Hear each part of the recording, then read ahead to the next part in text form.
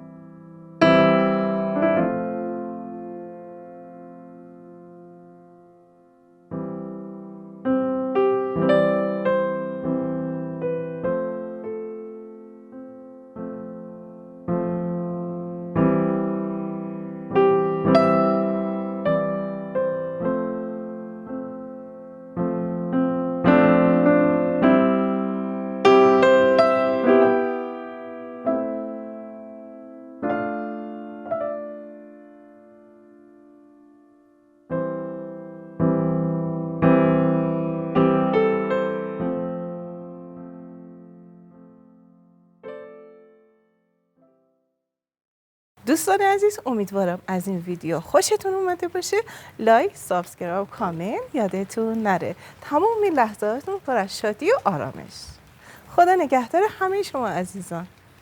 ممنونم از اینکه همراه دستپخت تیوی بودید. تکرار میکنم دستپخت تیوی هیچ حامی نداره و حامیش توی نوعی هستی که داری این ویدیو رو میبینید و به چند روش میتونید من رو حمایت کنید.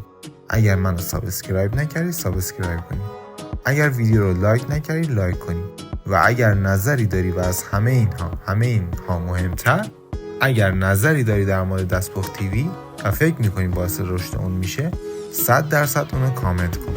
بخیل نباش، همه اینها رایگانه. ارادتمند شما دستپخت تیوی.